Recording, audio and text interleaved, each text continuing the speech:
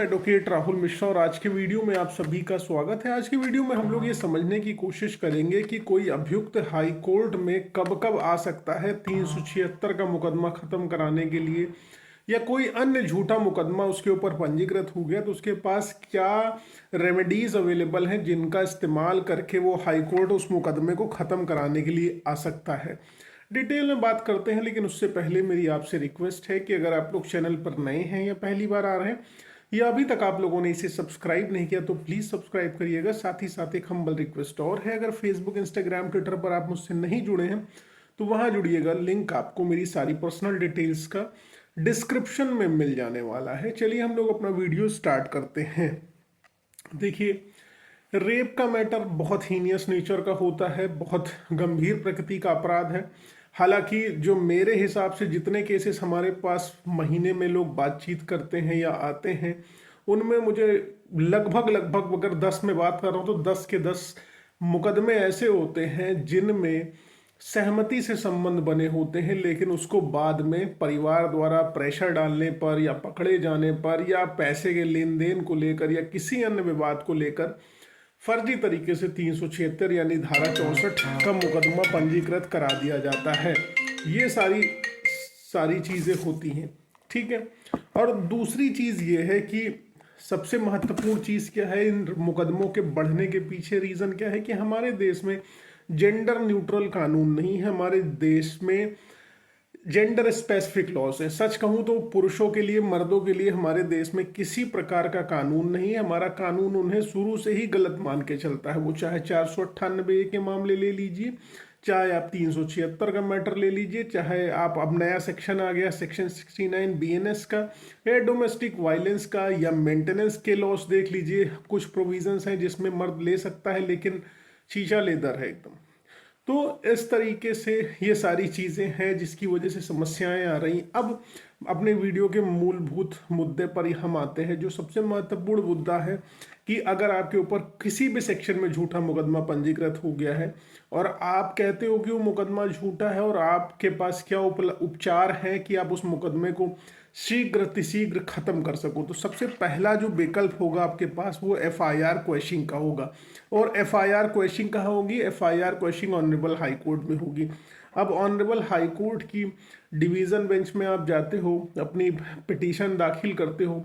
आपके वकील साहब अगर तथ्यात्मक रूप से आपकी वजह से अगर मजबूत हैं, आपके तथ्य मजबूत हैं, यानी कि आपके पास एप्रोप्रिएट कागज हैं, सभी साक्ष्य उपलब्ध हैं आपके पास कि आपके द्वारा कोई ऐसा कृत्य किया नहीं गया, आपके ऊपर जो एलिगेशन लगे हुए हैं, जिस दिन का आरोप लगाया गया उस दिन आप घटना स्थल पर थे ही नहीं, या आपके ऊपर जो भी आरोप प्रत्यारोप लगाए गए कंप्लीटली फिक्सियस हैं, आपका पहले से प्रॉपर्टी का विवाद चल रहा था या पैसे का लेन देन था, ये सारे एविडेंसेस अगर आपके पास हैं तो एफआईआर क्वैशिंग में आप सीआरएलपी की रिट दाखिल कर सकते हो। Allahabad high court, Lucknow high court में सीआरएलपी पड़ती है, बाकी सब जगह 482 सीआरपीसी यानी 528 बीएनएसएस नए कानून के हिसाब से एफआईआर क्वैशिंग में आप जाते हो, ठीक है।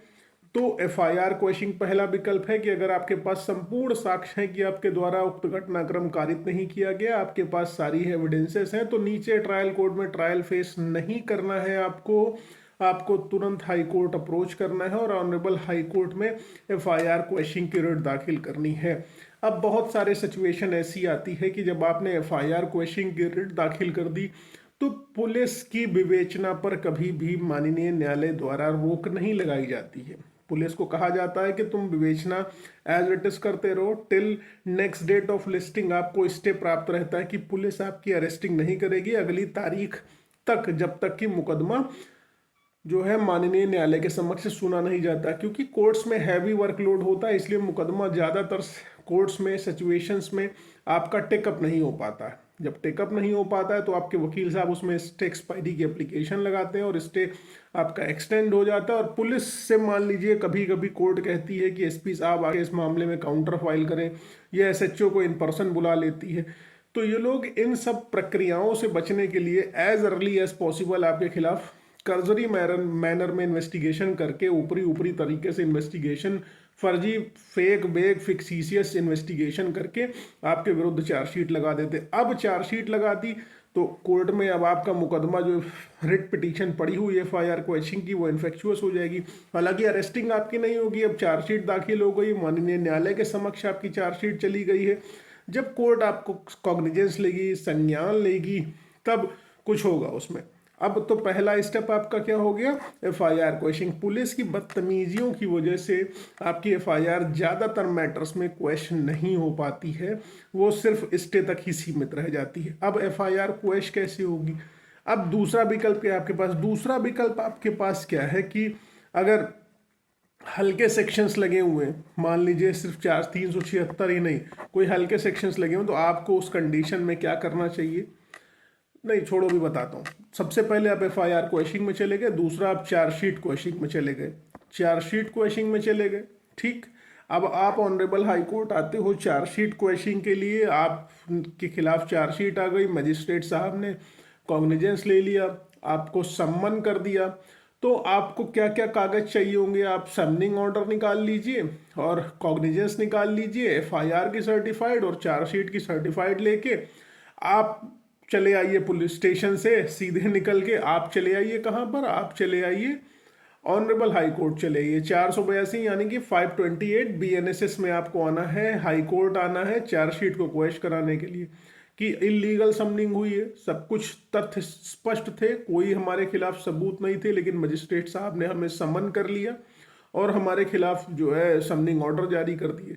तो आपके पास, जैसे मैंने एफआईआर की स्टेज पे बताया कि पुलिस विवेचना की अब लूप होल्स आपको पकड़नी है कि विवेचना में आपके एविडेंस कंसिडर नहीं किए गए कि आप किसी और स्थान पर नौकरी कर रहे थे, बायोमेट्रिक अटेंडेंस शीट थी आपके पास जिस दिन का घटनाक्रम था, आपकी लोकेशन इन्होंने नहीं निकाली, सीडीआर आपका कोई मुकदमा चल रहा था, मुकदमे का जो है क्लेंट की कॉपी नहीं लगाया या उस मुकदमे का जिक्र कोर्ट में नहीं किया, पैसे का ट्रांजेक्शन था आपके पास, ट्रांजेक्शन की हिस्ट्री थी, उस ट्रांजेक्शन की हिस्ट्री को विवेचना में इन्होंने नहीं शामिल किया।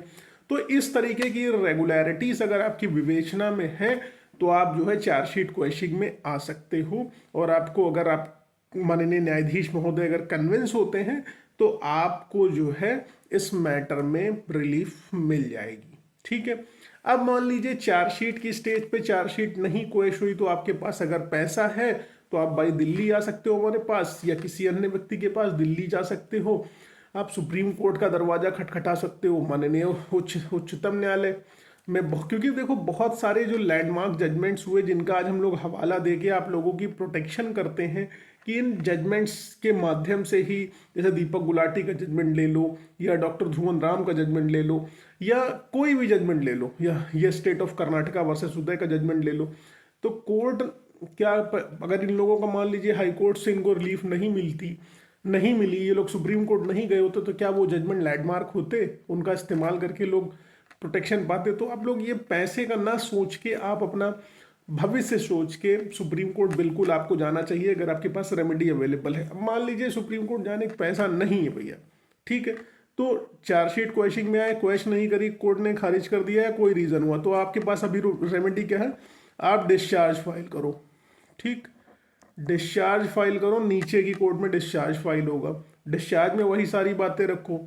अगर डिस्चार्ज में भी आपका काम नहीं बनता तो क्रिमिनल रिवीजन फाइल कर दो आप, क्रिमिनल रिवीजन फाइल करने से भी काम नहीं बनता तो फिर हाई कोर्ट चले आओ, फिर हाई कोर्ट आके फिर आप सुप्रीम कोर्ट चले जाओ।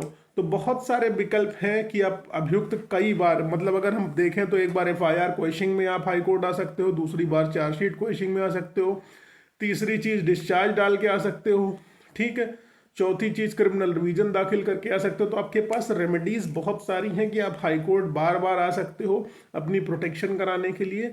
तो उम्मीद है इस वीडियो से कुछ ना कुछ आपको सपोर्ट मिलेगा, हेल्प मिलेगा। अगर ऐसा है तो वीडियो को लाइक करना, शेयर करना और चैनल को सब्सक्राइब करना मत भूलना। फेसबुक, इंस्टाग्राम, ट्विटर पर अगर आप मुझसे नहीं जुड़े हैं तो बिल्कुल जुड़िए, लिंक आपको डिस्क्रिप्शन में मिल जाने वाला है। और बाकी फर्दर कोई अगर लीगल एडवाइस या समस्या है आपको, तो जो वकील साहब आपका मुकदमा लड़ रहे हैं वो आपको बेहतर बता पाएंगे, क्योंकि वो आपके केस के फैक्ट से परिचित हैं, वो आपको बेहतर जानकारी देंगे। मैं जो मेरा पर्सनल एक्सपीरियंस है वही आप लोगों के साथ अक्सर शेयर करता रहता हूँ और ये करता निरंतर रहूंगा। धन्यवाद। जय हिंद, जय भारत, भारत माता की जय।